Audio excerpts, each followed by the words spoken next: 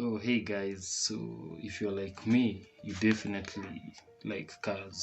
So, you see a really nice car and you're like, yay, what is that car?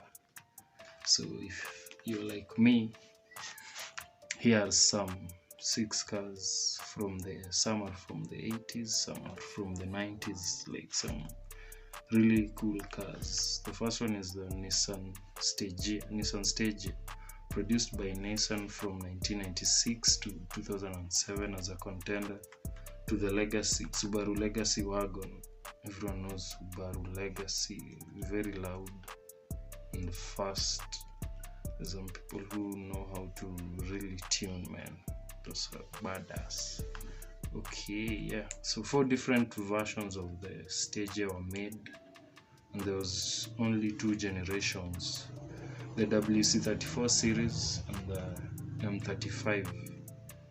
So in this WC34 came with 3 engine options. Those are 2.0 inline 6, a 2.5 twin cam inline 6 with a turbo, which pushed out 276 horsepower. All the engines were from the Nissan RB platform. The ones actually the 260 RS are the same one that was in the R33 Skyline.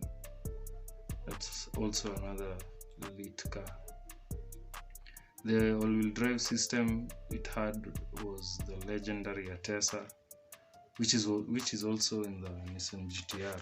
And then there's the second generation M35 series, which featured the VQ series V6 engine, which was the predecessor of the RB series. It also featured with a range of models from the 250 RS to the 350R. Anyway, the reason we never got these cars is Nissan stopped making them, like in 2007. And they replaced it with a Nissan Skyline crossover. Okay, the next one on our list is the Honda Civic Type R. It's kind of a small car, man. Introduced by Honda in 1997, it had like 5-speed manual, 1.6 liter naturally aspirated engine, putting out 182 horsepower, and it was front wheel. Then it had a top speed of 225 kilometers per hour, pretty fast. But the engine is kind of small, 1.6 liters. It's like juice, a carton of juice or something. The reason we didn't get this one, it was only available for sale in Japan. Okay. The next one is the Toyota Trueno AE86. So this one was a small FR. FR simply means front engine, rear wheel drive, 5th generation Corolla made from 1984 to 1987. It also had a manual transmission, naturally aspirated 1.6 liter 4AGE inline that put out 128 brake horsepower. That was stock. And there was also a higher spec model which had a higher revving engine that could do like 7,500 RPMs, which is considering it's a small engine, how do you squeeze so much out of it? It also had a live rear axle, which made it popular among petrol heads in Japan. If you've watched Initial D, you've seen the way that car is badass. And there are also some people who really tune it, and it does cool stuff. Like, you can see these drifts. Next one is the Honda Integra Type R. Ooh, look at that body, man. Introduced by Honda in 1995, it came standard with a 197 horsepower engine and a 5-speed manual. And this one, like the previous AE86, it had a high revving engine, but this one they kind of pushed it to 8600 RPMs. Dude, I think they have, did they have VTEC? Ooh, when they have VTEC, I think VTEC helps the engine to do really high revs. And also it is one of the greatest front wheel drive performance cars, and it also looks nice. Just look at it, man. The next one is the Toyota Supra.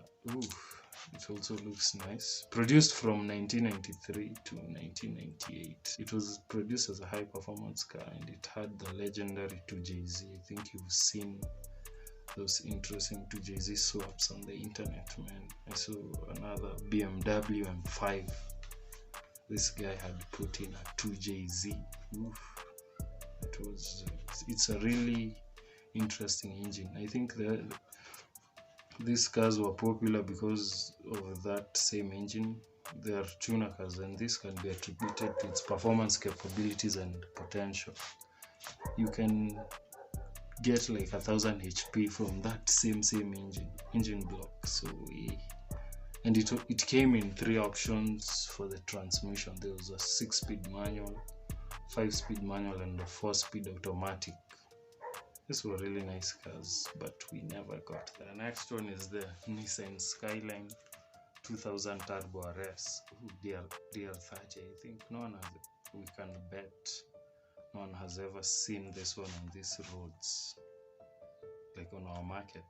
Okay, this one was the 6th generation Skyline R30, which was released in 1981 as a 2-door coupe.